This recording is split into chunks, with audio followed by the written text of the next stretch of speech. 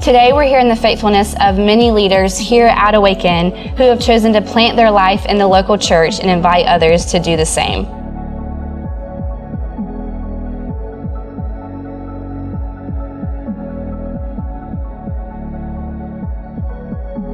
So I'm Ryan, and I moved to Charleston about 3.5 years ago and got put in Awaken and started attending Austin Faith Followers group. And pretty soon after, they kind of called me up to lead, and I got the opportunity to lead a group with Caitlin.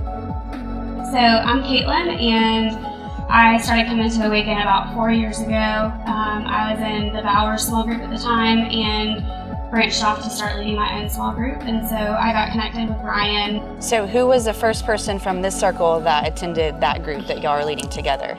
So I think it was Katie. So Katie and I worked together.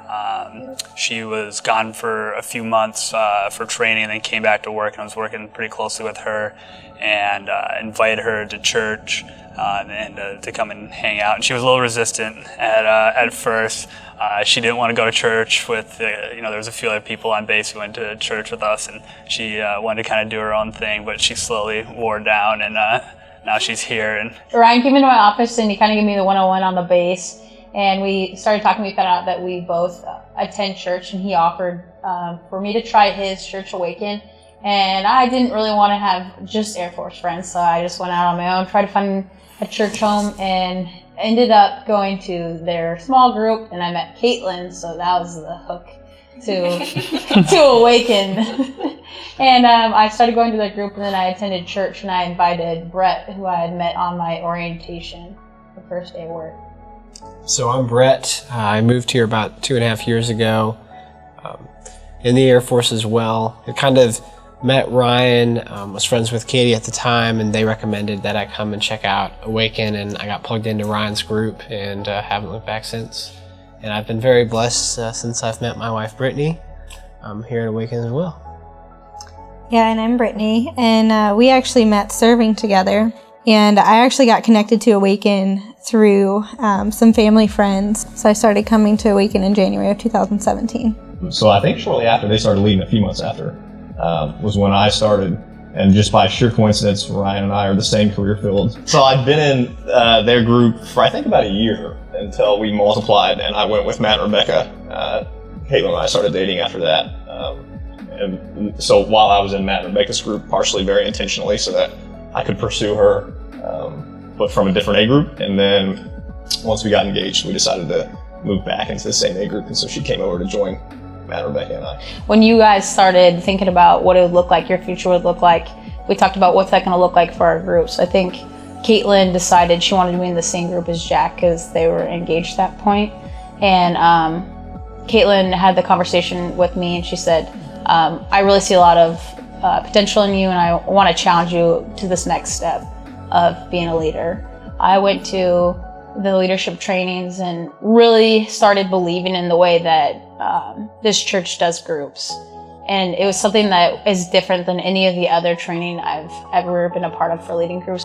It opened doors for a lot of different conversations that we wouldn't normally have. So at that point, it was Katie and Ryan leading, and Katie was my roommate, and they were planning one night for a group, just talking about who was going to go over what. They called me down into the kitchen. They just wanted to talk to me. And so they really challenged me to get plugged in, to talk to my mom. And one thing that she really stuck out, that she said to me was, Kelly, you've made a community. You have this community of friends and support system at a church that you've only attended a couple of times. So I think that says a lot. I just felt like God was calling me to Awaken. I felt like I could make more of an impact. Even if you knew that you were only going to be here for a couple years, why did y'all choose to get planted in the local church? It's what I was born to do. It's what we're called to do. It's to gather in community, to love and to serve one another, and then to go and minister with our lives. And I can't do that without having a church to be planted in. So I came to Charleston and I thought, I'm going to get out of here as soon as possible. And I had a really bitter attitude about it. And I only would go home and FaceTime my husband, and it was like, that's all I need. Like, I'm here for passing through, and then I'm going to get out so I can go join him. And then when I started trying to get plugged into a church, it it really opened up my eyes that, you know, you're called here right now. This is your mission. This is where I'm putting you. Let's go. Like, let's see. I'm going to use you. I can sit back and watch it happen, or I can go and like help others that are in this situation. So it kind of gave me an eye-opening once I got connected to this community that you can do something with this situation you're going with. You don't have to just sit back and hold in this anger that you're in a situation that can't be changed. Right. So what can you change about it? I now look back and like I'm great friends with this person that if I hadn't jived into those relationships, like I would have missed out on all of this. And the 3 years of having this kind of relationship is so much better than 3 years of not having any relationships and being alone on an island. Just because we're here physically together for 3 years does not mean that at the end of that assignment the relationship ends. Our A group and Awaken and our life in Charleston has helped start that relationship, but it's bigger than Awaken at this point. How has that shaped your perspective of God? So hearing the sermons and just the testimonies of people and being in small group and being loved on by other people showed me a greater picture of God and how His love in my life really changed me. It changed my heart. So, I mean, if it wasn't for Awaken, I wouldn't have my husband either. So it's a plus. Cool. What would you say is the key to finding the type of community that you guys have found? Like the relationships that y'all have built, the memories that y'all have been able to have, what has allowed that to happen? I don't want to speak for the whole group, but I would say that none of us were friends before we started coming. But once we formed these friendships, we're meeting up each week and getting to see friends, and we're hanging out with friends. It's not another task on our to-do list. It's not a burden.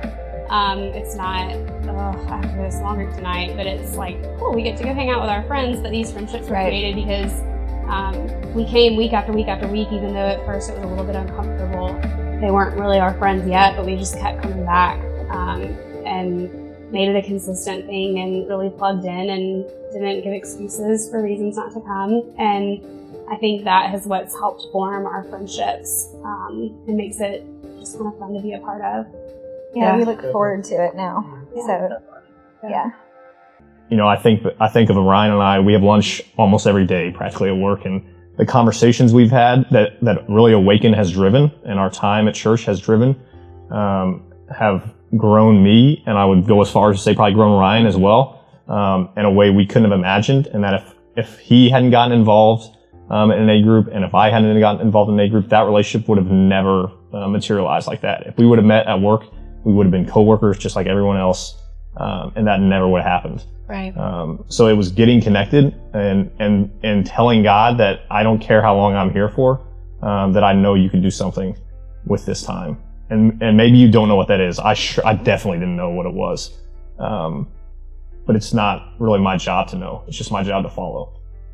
You know, I thought I knew my Bible, knew a lot of stuff about God, and there was certainly like some like spiritual arrogance there. And I remember sitting in a circle kind of like this, and Stephen Lodehold sitting there. And before I just thought Goofy was a goofy sounding guy and like didn't really know him too well, but really walked out of it seeing like how he had discipled people and all the people who were following Jesus because of him. And I kind of realized like I was missing the whole point, and that, you know, there was, you know, no one following me as I followed Jesus, and like totally missing the relational aspect of it. And so I think like how I followed Jesus for the rest of my life was very much changed by understanding the power of relationships and understanding really how easy it is to do. Like this comes naturally. I think we were meant for this. I was meant for this. So I would tell people to get planted, lean in, serve, you know, spend time with people outside of church, join a group, you know, let yourself be used in the church. I've been blessed so much in my time here by the church in such amazing ways. And so I don't think we can afford to not lean in, and I'd hate for people to miss out on that opportunity.